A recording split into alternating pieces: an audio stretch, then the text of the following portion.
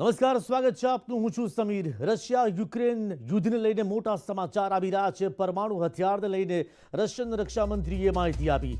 રશિયાના રક્ષામંત્રીએ પુતિનને આપી માહિતી કે રશિયાના પરમાણુ હથિયાર તૈયાર છે. પુતિને પરમાણુ સેનાને લઈને એલર્ટના આદેશ આપ્યા હતા અને તેવામાં દુનિયાભરમાં ચિંતાનું મોજું ફરી વળ્યું છે. કારણ કે જો રશિયા પરમાણુ હથિયારનો ઉપયોગ કરશે તો તેના ખૂબ જ ભયાનક પરિણામો આવે એ દુનિયાએ વેઠવા પડશે. દુનિયાએ તેનો સામનો કરવો પડશે. ગંભીર પરિણામો આવે તેવી સંભાવના વ્યક્ત કરી રહ્યા છે દુનિયાના દેશો. અને આ જ મુદ્દે પુતિને પરમાણુ સેના લઈને એલર્ટના આદેશ આપ્યા હતા. દુનિયાભરમાં ચિંતાનું મોજું આ જ કારણસર ફરી વળ્યું છે. રક્ષામંત્રી રશિયનના જે છે તેમણે માહિતી આપી કે રશિયાના તમામ જે પરમાણુ હથિયાર છે તે તૈયાર છે. એક મોટા સમાચાર રશિયા યુક્રેન યુદ્ધને લઈને પરમાણુ હથિયારને લઈને રશિયન રક્ષામંત્રીએ આ માહિતી આપી કે તમામ પરમાણુ હથિયાર તૈયાર છે. રશિયાના પરમાણુ હથિયાર તૈયાર છે અને સેનાને લઈને એલર્ટના આદેશ આપવામાં આવ્યા હતા.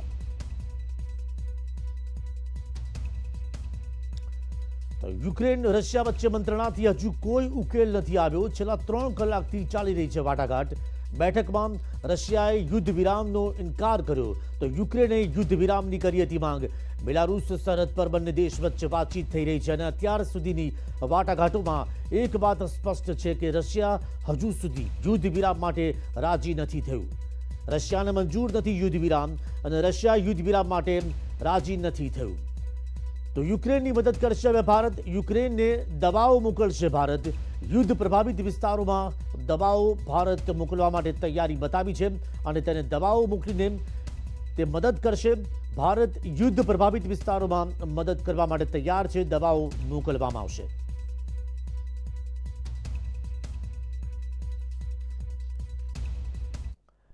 તો છેલ્લા 5 દિવસથી રશિયા અને યુક્રેન વચ્ચે યુદ્ધ છેડાયું છે અને જેણે તમામ દેશોની ચિંતા વધારી મૂકી. એમાં પણ રશિયન રાષ્ટ્રપતિ પુતિને આપેલી પરમાણુ હથિયારના પ્રયોગની ધમકી બાદ દુનિયાભરમાં દહેશત છે. બીજી તરફ ગુજરાત અને ભારત સરકારનું એકમાત્ર મિશન કે આપણા વિદ્યાર્થીઓની સ્વદેશ વાપસી થાય.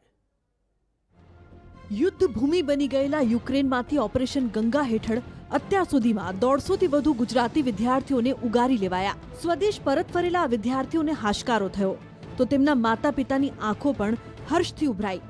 સોમવારે યુક્રેનથી વતન પહોંચેલા 27 ગુજરાતી વિદ્યાર્થીઓ સાથે મુખ્યમંત્રી ભૂપેન્દ્ર પટેલ અને શિક્ષણ મંત્રી જીતુ વાઘાણી મુલાકાત કરી. દરેક વિદ્યાર્થીનું સ્વાગત કરીને મુખ્યમંત્રીએ તેમના હાલચાલ પૂછ્યા. તેમના પરિવાર સાથે પણ મુલાકાત કરી. મુખ્યમંત્રી સાથેની મુલાકાતમાં વિદ્યાર્થીઓએ પોતાની આપવીતી વ્યક્ત કરી. અમને રોમાનિયા લઈ જવામાં આવ્યું હતું. રોમાનિયાથી બોર્ડર ક્રોસ થઈ અને બોર્ડર ક્રોસ કરીને અમને રોમાનિયાથી ફ્લાઇટ હતી રોમાનિયા ટુ દિલ્હી. એ લોકોએ બધાએ અમને હેલ્પ કરી અને એમ્બસી થ્રુ બસીસની સુવિધા કરવામાં આવી હતી અને બોર્ડરે પહોંચાડવામાં આવ્યા હતા. બોર્ડરથી અમને એરપોર્ટ સુધીની વ્યવસ્થા પણ એમ્બેસી થ્રુ કરવામાં આવી હતી. વિઝા ઇમિગ્રેશન આ બધું एम्बेसी थ्रू કરવામાં આવ્યું હતું અને ત્યાંથી એરપોર્ટથી અમે દિલ્હી અને દિલ્હીથી અહીંયા આવ્યા છીએ कि अपनी एम्बेसी नेशनल ऑफिस और गुजरात के भी जो अधिकारी उनके भी संपर्क में थे ताकि हमें पता चल सके कि सिर्फ हमारा ही बच्चा नहीं काफ़ी बच्चे हैं. ठीक है, वो क्या कहा है, कैसे हाल में है. जब हमें सुकून मिला कि ये रोमानिया पहुंच गए, वहाँ से दिल्ली की फ्लाइट में रवाना हो रहे, जब तक हमें बहुत सुकून हुआ. કેન્દ્ર અને રાજ્ય સરકારના સંકલનથી તબક્કાવાર વિદ્યાર્થીઓને સ્વદેશ પરત લાવવા ઓપરેશન ગંગા ચાલી રહ્યું છે. યુક્રેનમાં અભ્યાસ કરતા કેટલાક વાલીઓએ સોમવારે રાજ્યના મંત્રી રાજેન્દ્ર ત્રિવેદી સાથે મુલાકાત કરી. ત્યારે મંત્રીએ પણ સરકાર વતી શક્ય તમામ પ્રયાસની ખાતરી અપાઈ. હું સમજુ છું એમનું દર્દ અમારું દર્દ છે, સરકારનું દર્દ છે અને ગુજરાત સરકારમાં મુખ્યમંત્રી ભૂપેન્દ્રભાઈ પટેલે સ્પષ્ટ સૂચના પણ અમને આપી છે કે તમામ માહિતી તાત્કાલિક દિલ્હી પહોંચાડવામાં આવે જેથી આપણે સંકલન કરીને વિદેશ વિભાગ આખી વાત બધી પહોંચાડી જવાબ લઈ શકે અને શું થઈ શકે સારામાં સારું એના પ્રયત્ન કરી શકાય.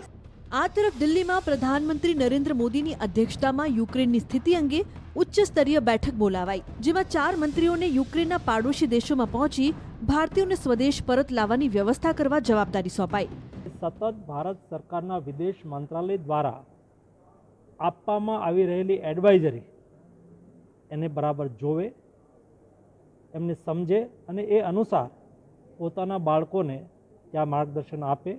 ભારત સરકાર ભારતના બધા જ યુક્રેનમાં ફસાયેલા નાગરિકો માટે યથાઉચિત પ્રયાસ કરી રહી છે. યુક્રેનમાં અંદાજે 500થી વધુ ગુજરાતી વિદ્યાર્થીઓ અભ્યાસ કરે છે, જેમાંથી 150થી વધુ વિદ્યાર્થીઓ પરત ફર્યા છે અને આશા છે કે બાકીના તમામ સહી સલામત પરત ફરશે. Bureau report, news 18 Gujarati.